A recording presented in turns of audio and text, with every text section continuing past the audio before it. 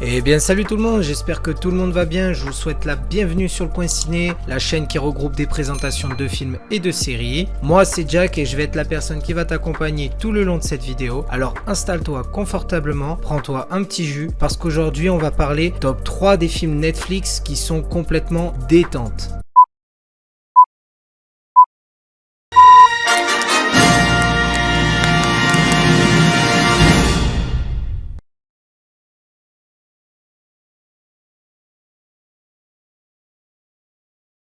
Ok, on commence tout de suite par la troisième place du classement. Le film il s'appelle Il est trop bien. C'est un film réalisé par Mark Waters, sorti le 25 août 2021, donc il est sorti récemment. C'est un film de comédie-romance avec Tanner Buchanan et Addison Rae, qui dure au total 1h30. Donc c'est un film qui se regarde assez rapidement. C'est un remake de la comédie déjà connue de Elle est trop bien. Il incarne Paget Sawyer, une influenceuse aux milliers d'abonnés, mais elle vient d'une famille de moyenne classe avec une mère qui est infirmière et qui roule un peu sur les factures, on va dire. Elle se fait afficher sur les réseaux lors de sa rupture avec son mec. Franchement, c'était grave gênant la scène. Et du coup, les gens la taclent, les gens se moquent d'elle, etc., etc. Elle perd à cause de ça énormément d'abonnés, ainsi que plusieurs sponsors qui lui permettaient de gagner beaucoup d'argent et donc pouvaient lui permettre de payer les factures de sa mère ou pas. Suite à ça, elle va faire un pari avec une amie à elle pour regagner en abonnés et en dignité. Le but de ce pari-là, c'est de transformer un loser en un mec super sexy et connu. Ce mec-là, ça va être Cameron Queller. C'est un mec totalement inexistant pour la plupart des personnes du lycée et un mec vachement bizarre qui est défini par tout le monde comme ceci. C'est une comédie vraiment détente sans prise de tête. Elle est vraiment sympa et marrante à voir. Donc franchement,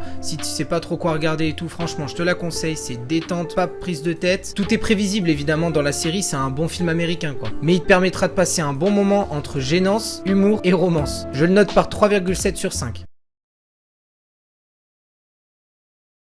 À la deuxième place de notre classement, on va avoir le film Love and Monster. Ce film, il a été réalisé par Michael Matthews, sorti le 16 octobre 2020. C'est un film d'aventure, de science-fiction et une comédie avec Dylan O'Brien, avec une durée de 1h49. Il incarne Joel Dawson, un jeune homme qui est caché sous terre depuis 7 ans après que sa maison se soit fait envahir par de nombreux insectes à taille géante. Il tente de recontacter son amour de lycée et quand il apprend là où elle se trouve, il décide directement de partir à sa recherche et d'affronter les insectes géants, même si c'est un gros trouillard le gars. Il rencontre un chasseur d'insectes sur sa route qui est complètement expérimenté, qui a l'habitude et que ça fait un moment qu'il est dehors et il lui apprend toute la survie pour survivre en extérieur. C'est un film vraiment super, moi j'ai vraiment kiffé. Je suis vraiment déçu qu'ils l'ont fait en film et qu'ils l'ont pas réalisé en série parce qu'il y avait énormément de potentiel sur ce film. Les décors ils sont bien réalisés, les insectes sont bien faits. Dylan O'Brien il est fidèle à lui-même, il incarne très bien son rôle. Il te permettra de passer un bon moment d'aventure. Je lui accorde la note de 4 sur 5.